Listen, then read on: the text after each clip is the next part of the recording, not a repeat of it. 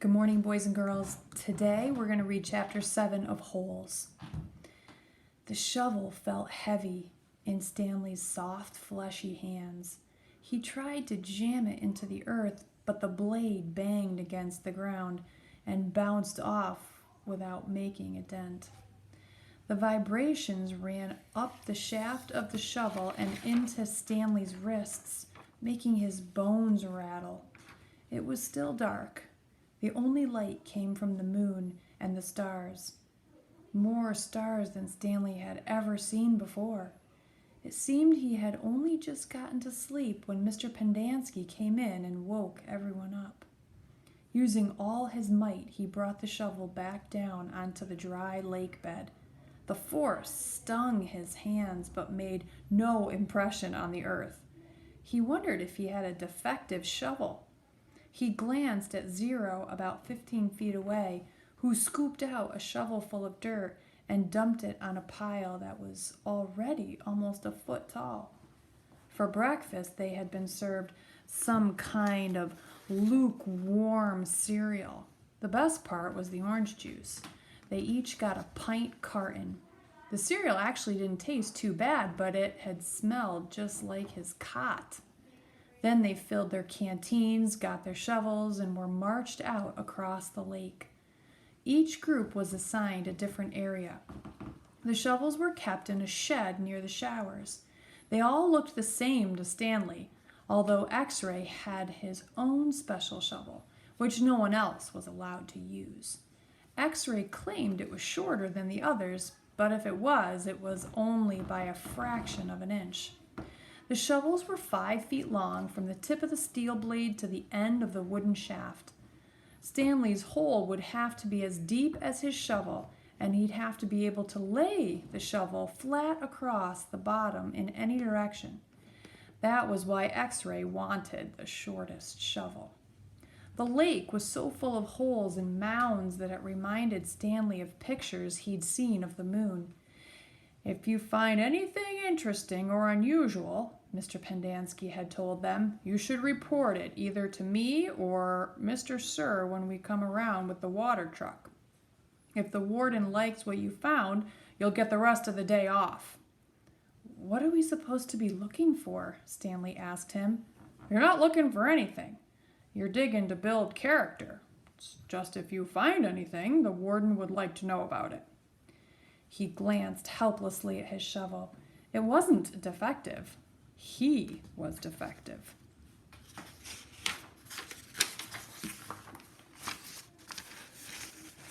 He noticed a thin crack in the ground. He placed the point of his shovel on top of it, then jumped on the back of the blade with both feet.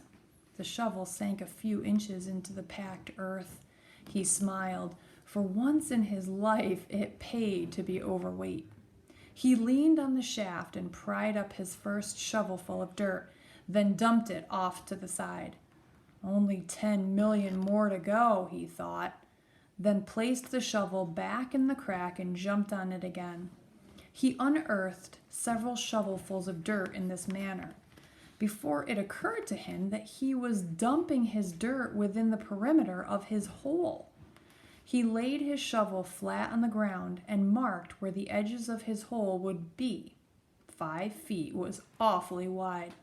He moved the dirt he'd already dug up out past his mark. He took a drink from his canteen. 5 feet would be awfully deep, too. The digging got easier after a while. The ground was hardest at the surface, where the sun had baked a crust about 8 inches deep. Beneath that, the earth was looser. But by the time Stanley broke past the crust, a blister had formed in the middle of his right thumb, and it hurt to hold the shovel. Stanley's great-great-grandfather was named Elya Yelnats. He was born in Latvia.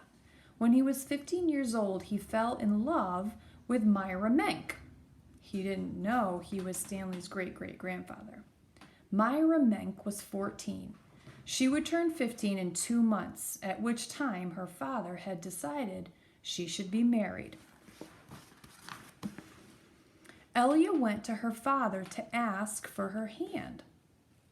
but so did Igor Barkov, the pig farmer. Igor was 57 years old. He had a red nose and fat, puffy cheeks.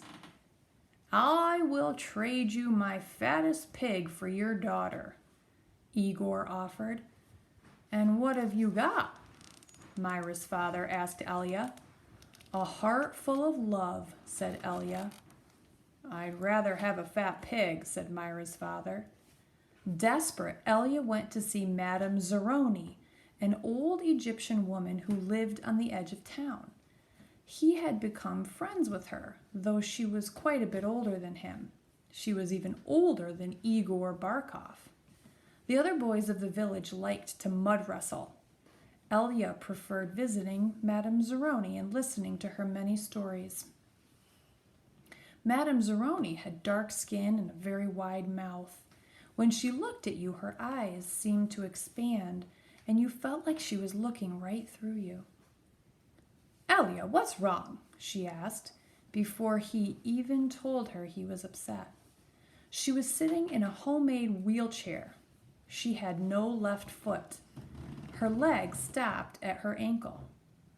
I'm in love with Myra Menke, Elia confessed, but Igor Barkov has offered to trade his fattest pig for her. I can't compete with that. Good, said Madame Zeroni. You're too young to get married. You've got your whole life ahead of you. But I love Myra. Myra's head is as empty as a flower pot, but she's beautiful. So is a flower pot. Can she push a plow?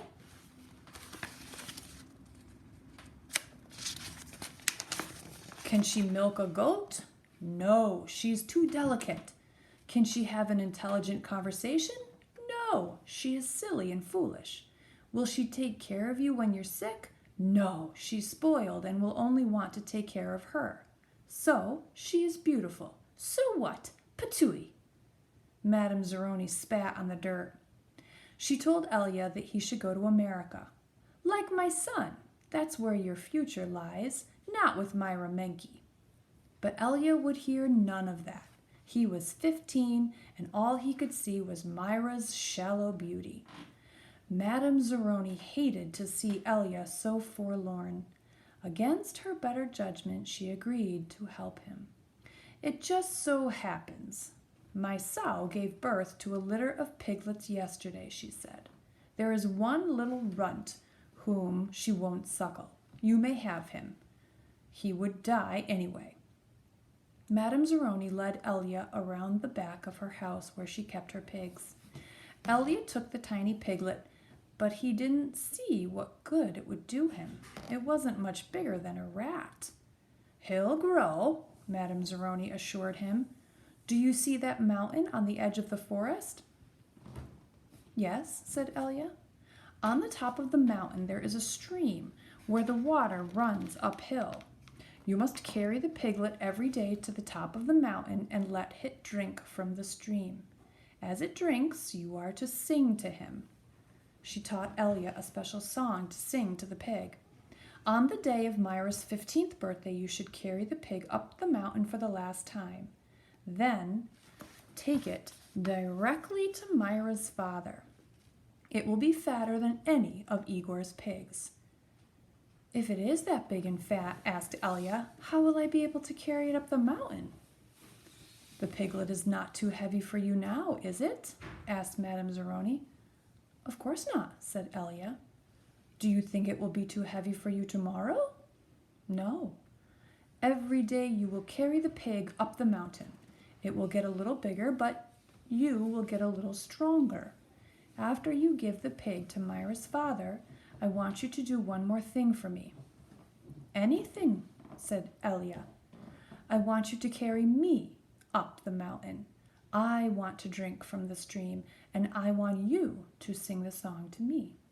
Elia promised he would. Madame Zeroni warned that if he failed to do this, he and his descendants would be doomed for all eternity. At the time, Elia thought nothing of this curse. He was just a 15-year-old kid, and eternity didn't seem much longer than a week from Tuesday. Besides, he liked Madame Zeroni and would be glad to carry her up the mountain. he would have done it right then and there, but he wasn't yet strong